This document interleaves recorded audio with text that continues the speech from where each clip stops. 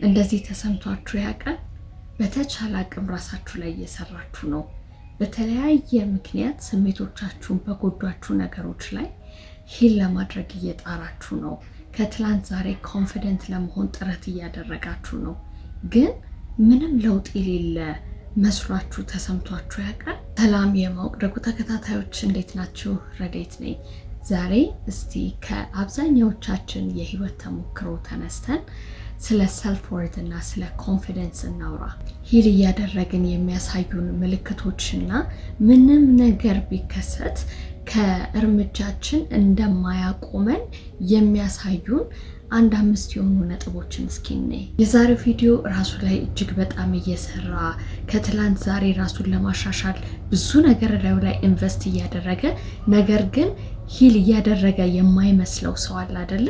ለዛ ሰው ነው ይሄ ቪዲዮ። ራሳችንን ለመቀየር እኮ በጣም እየጣርን ነው። ትላንትና ከነበርንበት የውስጥ ሰላማችንን፣ ደስታችንን ከሰረቀን፣ ስሜቶቻችንን ዳሜጅ ካደረገብን፣ ከሰባበረን ስፍራ እኮ ራሳችንን ፈልቅቀን አውጥተን የተወሰነ እርምጃ እኮ ተራምደናል። ግን አሁንም ሂል እያደረግኩ ነው፣ ራሴን እየሸወድኩ ነው፣ ጊዜን እያጠፋው ነው እያልን ራሳችንን እንድንጠራጠር የሚያደርግ የሆነ መንገድ አለ። ወይንም ደግሞ በቃ ለጥረታችን ክሬዲት እንዳንሰጠው ወደኋላ እንደገና ድራግ የሚያደርገን ነገር አለ። ተራምደን ልክ የሆነ ቦታ ላይ ስንደርስ እንደገና ራሳችንን እንድንጠራጠር፣ ኢንሴኪዩሪቲ እንዲሰማን፣ ተስፋ እንድንቆርጥ የሚያደርግ የሆነ የሀሳብ ግጭት ድንገት ከውስጣችን ይከሰትብናል። በዚህ ምክንያት በቃ ሂል እያደረግን እንደሆነ ላይሰማን ይችላል። በህይወታችን ላይ ምንም አይነት ፕሮግረስ ያለ አይመስለንም። ግን አንድ መገንዘብ ያለብን ነገር አለ። አንዳንድ እድገቶች ዝም ያሉ ናቸው፣ ድምፅ የላቸውም፣ ወይም ደግሞ ጮክ ብለው አይታዩ። እናንተ ራሳችሁ ወደኋላ ዞር ብላችሁ ትላንት የመጣችሁበትን መንገድ አይታችሁ እዛ ትላንትና የነበራችሁት ማንነትና አሁን ላይ ያላችሁ ማንነት ልዩነቱን እስካላስተዋላችሁ ድረስ ውስጣችሁ ፕሮግረስ እንዳለ ሂል እያደረጋችሁ እንደሆነ አይሰማችሁም፣ ወይንም ደግሞ ኖትስ አታደርጉትም። ግን እኮ እድገቱ አለ፣ ተቀየራችኋል። የዛሬው ትልቁ ርዕሴ ይሄ ነው። እነዚህ ድብቅ የሆኑት የሂሊንግ ሳይኖች ምን ናቸው? እንዴት ነው ማወቅ የምንችለው ሂል እያደረግን እንደሆነ፣ ውስጣችን እያደገ እንደሆነ ማወቅ የምንችለው እንዴት ነው የሚለውን ነገር እኔ የመጀመሪያው ማወቅ ያለብን ነገር ምን እንደሆነ ታውቃላችሁ? ሂሊንግ ማለት ሙሉ ለሙሉ ፐርፌክት የሆነ ፍጹም የሆነ ሰው እንሆናለን ማለት አይደለም። በቃ ሂል ካደረግን በኋላ ምንም አይነት የህይወት ውጣ ውረድ አይገጥመንም ማለት አይደለም።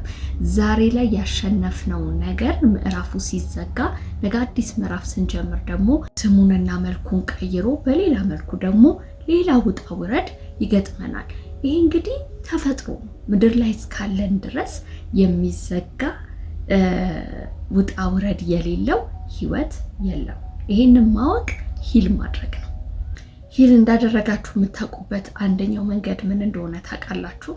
ትላንትና እዛ ውጣ ውረድ ውስጥ ሆናችሁ የእናንተን ደስታ ሲቀማ፣ የእናንተን ሰላም ሲቀማ፣ እናንተን ለማሳነስ ያሰበው ያ ሁኔታ ጋር ምላሽ የምትሰጡበት መንገድና ዛሬ ላይ ለዛው ተመሳሳይ ሁኔታ ምላሽ የምትሰጡበት መንገድ ከተለያየ ሂል አድርጋችኋል። ሂል እያደረጋችሁ ነው ማለት ነው። ምሳሌ ልንገራችሁ። በስራ ቦታችሁ ሊሆን ይችላል፣ በሪሌሽንሺፕ ሊሆን ይችላል። በምንም አይነት የህይወት አቅጣጫ ውስጥ ብትሆኑ ትላንትና ላይ ባልተገባ ነገር ላይ ይቅርታ ለመጠየቅ እየተጣጣራችሁ ከሆነ፣ ምናልባት አቴንሽን አታችሁ አቴንሽን ለማግኘት ብዙ ለምናችሁ ከሆነ፣ ምናልባት ባልተመረጣችሁበት ስፍራ ላይ ካልተመረጥኩ እያላችሁ እነዛን ነገሮች ቼዝ እያደረጋችሁ ከነበረ ዛሬ ግን እነዛን ነገሮች አታደርጓቸው እና ለእናንተ ቫልዩ ለማይሰጡ ነገሮች ምላሻችሁ ሌላ ይሆናል ማለት ነው። እነዛን ነገሮች ማሳደድ ታቆማላችሁ ማለት ነው። እንደዛ ማድረግ ከቻላችሁ እናንተ ሰዎች በትክክልም ሂል እያደረጋችሁ ነው። ይቅርታ እኮ መጠየቅ ትልቅነት ነው። አቴንሽንም እኮ በተወሰነ መልኩ ማግኘት መልካም ነገር ነው።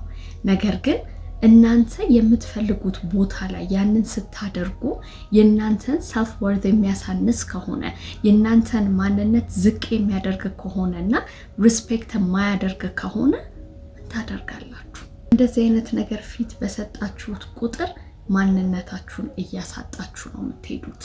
በየትኛውም ስፍራ ተፈላጊ አይደለሁም እያላችሁ ራሳችሁን በማይገባችሁ ቦታ ላይ እያስቀመጣችሁ ነው የምትሄዱት። መራመድ ባለባችሁ ልክ እንዳትራመዱ እንደ ካቴና ይይዟችኋል፣ ወደኋላ ይጎትቷችኋል። ለምን? ሂል እንዳታደርጉ ከሚያደርጋችሁ አንደኛው ምክንያት ምን እንደሆነ ታውቃላችሁ? የያዛችሁትን ነገር ለቆ መሄድ ሽንፈት ይመስላችኋል። አንዳንዶቻችሁ በእልህ ነው በቃ ይህንን ነገር ከለቀኩት ተሸነፍኩኝ፣ ሌላ ቦታ በቃ ተቀባይነት አላገኝም፣ ወይንም ደግሞ ይሄ ያዝኩትን ነገር ለሌላ ሰው አሳልፌ መስጠት አልፈልግም በሚል ነገር ሂል እንዳታደርጉ ትገድቡታላችሁ።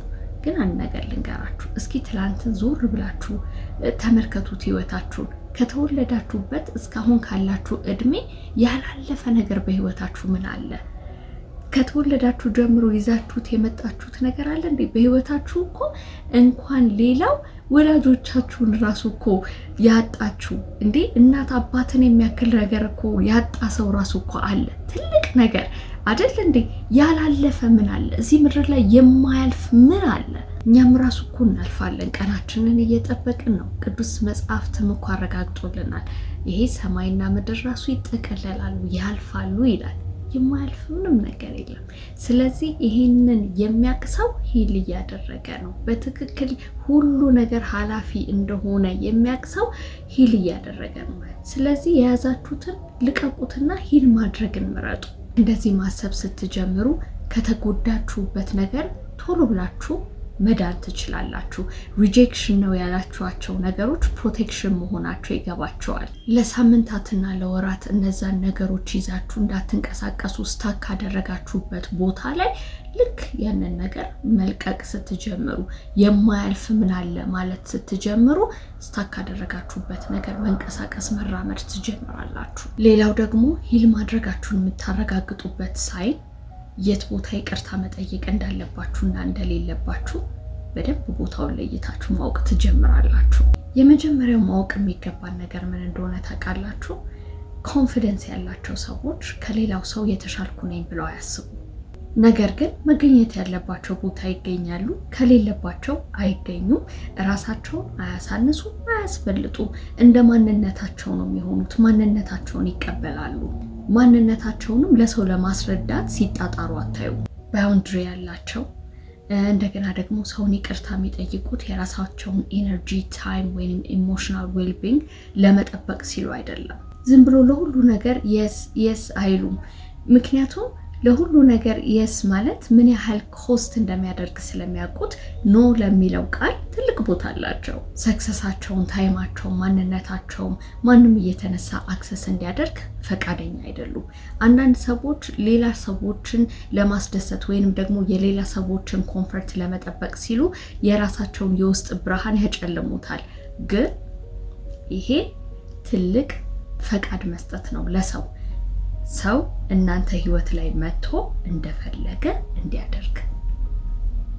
ያንን የምታደርጉ ከሆነ ሂል ማድረግ አትችሉም። የመጀመሪያው ሂል ያደረገ ሰው ምን እንደሚያውቅ ታውቃላችሁ? እኔ የሁሉንም ሰው ኮንፈርት ለመጠበቅ አይደለም የተፈጠርኩት፣ ግን ደግሞ የሰውንም ኮንፈርት ለመንሳት አላስፈላጊ የሆነ ባህሪ አያንጸባረቅም። ኮንፊደንስ ያለው ሰው ሂል ያደረገ ሰው። ሌላው ሂል እንዳታደርጉ ከሚያስቆማችሁ ወይም ከሚገድባችሁ ነገር ምን እንደሆነ ታውቃላችሁ? ለራሳችሁ ዝቅተኛ ቦታ መስጠት። እንደዚህ ብሎ ማሰብ፣ አይ በቃ እነሱ ናይስ ስለሆኑ ነው እንጂ እኔ ተገብቶኝ አይደለም። አይ በቃ ፌል ማድረጌ እንደሆነ የማይቀር ነገር ነው። አይ ዞሮ ዞሮ የኔ ነገር እንደዚህ ነው፣ እድል የለኝም፣ እኔ አይሳካልኝም፣ ዞሮ ዞሮ እኔ እንደዚህ ባደርግ በሰዎች ዘንድ ይሄው ነው የሚሆነው። እንደዚህ ይሄ ራሳችሁን ዝቅ እያደረጋችሁ እንድታስቡ የሚያደርጉ ነገሮችን ሙሉ ለሙሉ ከውስጣችሁ መውጣት አለባችሁ። ሂል ያደረገ ሰው በተቃራኒው ምናልባት ትላንትና ይሄ አስተሳሰብ ኖሮት ከሆነ ዛሬ ግን የሆነ ሲሆን ነገር ሲያደርግለት ዲዘርቭ ስለማደርግ ነው፣ ትላንትና ፌል ባደርግም ዛሬ ግን ፌል አደርጋለሁ ማለት አይደለም። አቅጣጫዬን ቀይሬ በሌላ መንገድ አሳካዋለሁ። ስኬት የኔ ነው። ለስኬት ነው የተፈጠርኩት። ስኬትን እጨብጠዋለሁ። ምናልባት ዛሬ ስኬቱን ላልጨብጠው እችላለሁኝ።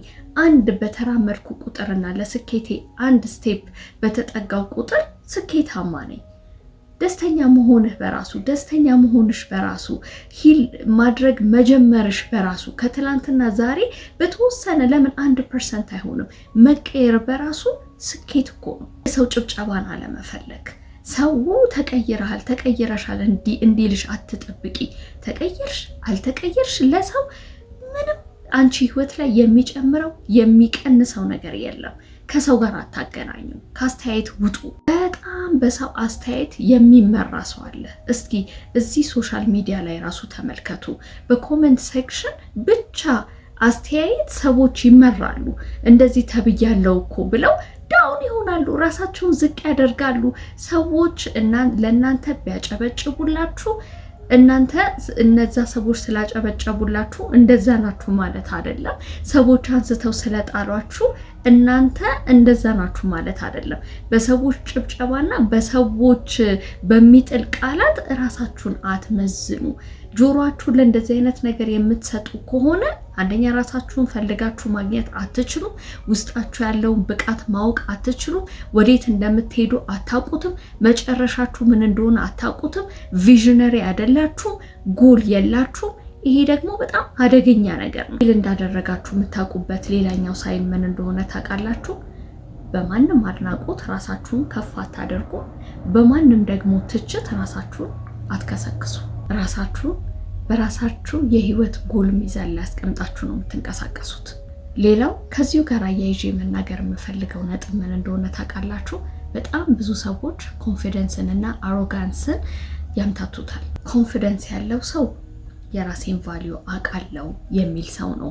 ግን ደግሞ እብሪተኛ የሆነ ወይም አሮጋንት የሆነ ሰው ደግሞ እኔ ካንተ በልጣለሁ በሚል ሀሳብ ነው የሚነሳው። ኮንፊደንስ ያለው ሰው ስለራሱ የሆነ ሰው እንዲያረጋግጥለት የሚሯሯጥበት ነገር የለም። ራሱን ጠንቅቆ ያውቃል። እብሪተኛ የሆነ ሰው ግን ወይም ደግሞ አሮጋንት የሆነ ሰው ግን ሁልጊዜ አቴንሽን ሲክ ያደርጋል። ከሌሎች ሰዎች የበላይነትን ይፈልጋል። የሌሎች ስኬት ያናድደዋል። ምክንያቱም ሁልጊዜ ከሰው ሁሉ በልጦ መገኘት ስለሚፈልግ። ኮንፊደንስ ያለው ሰው ግን በሰዎችም ስኬት ደስተኛ ይሆናል። በራሱ እጅግ በጣም ስለሚተማመን ተረጋግቶ ኑሮውን የሚራመድ ሰው ነው። ከሰው ለማነስም ለመብለጥም የሚሯሯጠው ነገር የለም። ስለዚህ በኮንፊደንስ እና በአሮጋንስ መካከል በጣም ትልቅ ልዩነት አለው። ከሰው ለመብለጥ የሚጣጣር ሰው ኮንፊደንስ ስላለው አይደለም፣ ስፒከዝ ያ ሰው አሮጋንት ስለሆነ ነው። ስለዚህ ሂል እንዳደረጋችሁ የምታውቁበት ሌላኛው ሳይን ደግሞ ይሄ ነው።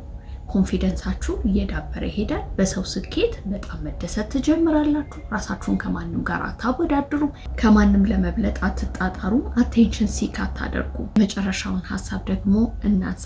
ኮንፊደንሳችሁን ሊገልባችሁ ከሚችለው ሌላው ትልቁ ነገር ምን እንደሆነ ታውቃላችሁ? ቫሊዴሽን አዲክሽን። እናንተ ለምታደርጉት ለሁሉ ነገር ማረጋገጫ አትፈልጉ። በራሳችሁ ተማመኑ። ቫሊዴሽን ወይንም ማረጋገጫ ስንል አሁን ምንም ያካትታል? ለምሳሌ ኮምፕሊመንትን፣ ላይክ ማግኘትን፣ እንደገና ደግሞ ፕሮሞሽን ማግኘትን ወይ ደግሞ እናንተ አድማየር ከምታደርጉት ሰው አፕሩቫል ማግኘት። እነዚህ ነገሮች እኮ ኢንጆይ ማድረግ ክፋት አለው ማለት አይደለም። ችግሩ የሚሆነው ግን እነዚህ ነገሮች የእናንተ ሰልፍ ወርት ምንጭ ከሆኑ ነው። ስለዚህ ኮንፊደንስ ያለው ሰውና ሂል እያደረገ ያለ ሰው የራሱ ቫሊዴሽን በቂው ነው። መጨረሻ ለማለት የምፈልገው ነገር ምንድነው? እራሳችሁ ላይ የምትሰሩ ሰዎች ሁሉ ለራሳችሁ ይሄንን አስታውሱ። እድገታችሁ ከውስጥ ይታያል። በውጪ ባይታይ እናንተ እያደጋችሁ ነው ያላችሁት። ኮንፊደንሳችሁ እያደገ ነው ያለው። አቅጣጫችሁ እየተቀየረ ነው ያለው።